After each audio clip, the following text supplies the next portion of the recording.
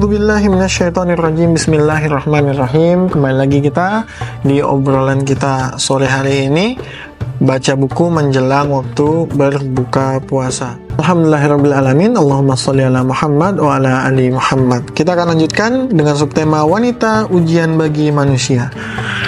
Suara perut lapar kini sudah berhenti. Harut dan Marut memandangi orang-orang yang makan bersamanya. Tiba-tiba ada seorang wanita yang menarik perhatiannya. Masya Allah, keindahan, kecantikan, rambutnya yang terurai sampai sebahu, dan parasnya yang terlihat laksana bulan di malam purnama. Oh Allah, dialah Zuhroh. Nah, namanya Zuhroh ya teman-teman ya. Kalau ada yang pengen punya cantik, kasih nama Zuhroh kayak gitu. Wanita paling cantik di Babilonia. Akan tetapi keduanya pun segera teringat kalau telah berbuat kesalahan dan harus cepat-cepat bertobat serta memohon ampun atas dosa ini. Rasa malu hampir membunuh keduanya dan penyesalan pun segera mengalir di wajah mereka. Bayangkan sekelas malaikat terpesona atau terpanah dengan wajah wanita saja langsung ngerasa mereka itu berdosa. Nah, kita yang kadang melihat wanita itu sekarang di akhir zaman seperti ini tidak hanya melihat paras wajahnya, tapi udah yang lain-lain. Maka dari itu jangan sampai kita lupa untuk memohon ampun kepada Allah setiap harinya, karena pasti mata ini pernah berbuat salah, memandang yang tidak seharusnya dipandang. Selanjutnya, akan tetapi belum juga penyesalan itu lenyap, hawa nafsu kembali lagi hadir dan membuat mereka menatap Zuhroh lama sekali.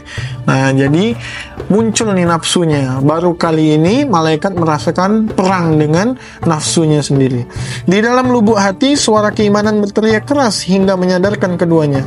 Mereka pun beristighfar. Sekali lagi, saat kita ingin kontrol nafsu kita, perbanyak istighfar. Mohon ampun kepada Allah Subhanahu wa Ta'ala. Dan hanya ada satu cara yang dapat menyelamatkan mereka dari dosa itu, yaitu meninggalkan tempat tersebut. Nah teman-teman semuanya, kalau kita ada di satu tempat atau di satu circle yang ternyata lingkungan itu mengajak kita kepada keburukan, mengajak kita maksiat atau berdosa kepada Allah Subhanahu wa Ta'ala, cara paling baik untuk menyelamatkan diri kita adalah tinggalkan tempat itu teman-teman semuanya.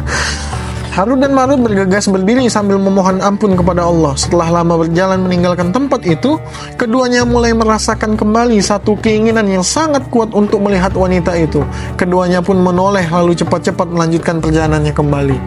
Wah, ini pertama kali kalau bahasanya kita tuh cinta pandangan pertama. Nah, ini pasti teman-teman juga pernah merasakannya saat melihat wanita yang kayaknya wah cantik sekali, itu kadang terbayang-bayang tuh, sampai pulang pun kita sampai masih terbayang-bayang wajahnya. Bahkan tuh saking kadang akutnya virus itu mengontrol nafsu kita, kita udah tahu rumahnya, jangankan lihat wajahnya, lihat sendalnya kadang hati kita berbunga-bunga. Nah, itu teman-teman semuanya, ujian nafsu. Harut dan Marut berjalan sambil diam tanpa berbicara sepatah kata pun. Meski begitu jiwanya bergumam melirih, dosa apa yang telah kita perbuat ini? Kita bermaksiat kepada Allah Subhanahu wa Ta'ala, melihat sesuatu yang diharamkannya. Bayangkan sekelas malaikat saat jadi manusia merasa berat sekali ujian sebagai manusia ini. Baru ujian apa pertama? Lelah kemarin. Yang kedua lapar. Yang terakhir, yang ketiga sekarang menjaga pandangan. Ini udah mulai doyong nih Harut dan Marut sebagai malaikat.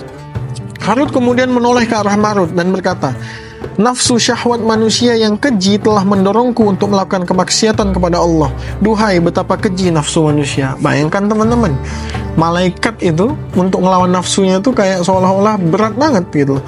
Marut berkata, kamu pasti sedang merasakan hal yang sama seperti yang aku rasakan. Nah, jadi teman-teman rasakan keduanya ini tidak pernah punya nafsu, tiba-tiba punya nafsu. Nah, jadi keduanya ini baru berkenalan, baru ngerasain, dan ini menjadi sesuatu yang aneh bagi mereka. Ya, dan aku takut bila nanti tempat kita kembali adalah neraka, sama seperti mereka yang gemar berbuat maksiat. Jadi Harut dan Marut ini takut juga nanti saat diwafatkan oleh Allah malah baliknya ke neraka kayak gitu. Tidak, jangan takut. kita pasti mampu mengalahkan syahwat ini. Kita akan menekannya, memohon ampunan kepada Allah dan bertobat kepadanya, kata Marut. Jadi kedua malaikat ini pun berjalan ke sebuah tempat yang jauh sekali dari manusia, yang tidak ada kemaksiatan di sana. Jadi teman-teman, mereka berdua ini pun saling menguatkan. Nah, makanya di sini ada yang dikatakan hijrah itu harus berjamaah. Buat teman-teman yang ingin meninggalkan kemaksiatan, jangan sendirian. Cari teman, cari circle yang baru, cari sahabat yang bisa saling mengingatkan saat kita ingin berbuat jahat. Karena kalau kita hanya sendiri berperang dengan nafsu kita, itu pasti sangat amat berat banget sekali. Karena jihad terbesar, kata Nabi SAW, bukanlah jihad di perang Uhud, bukanlah jihad di perang Badar, tapi jihad melawan nafsu kita sendiri. Nah, buat teman-teman semuanya, sekali lagi, untuk menjaga itu, perbanyaklah istighfar dan mohon ampun kepada Allah Subhanahu wa Ta'ala.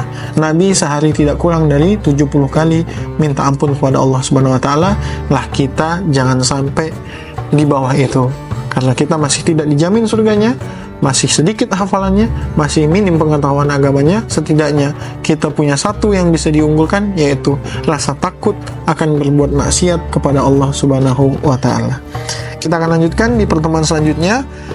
Setelah kedua malaikat itu berjalan dan mengasingkan diri, apa yang terjadi di ujian wanita ini, kita akan lihat di episode selanjutnya. Selamat menantikan waktu berbuka puasa.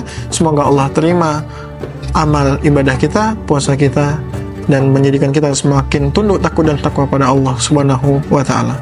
Barakallahu fikum. Assalamualaikum warahmatullahi wabarakatuh.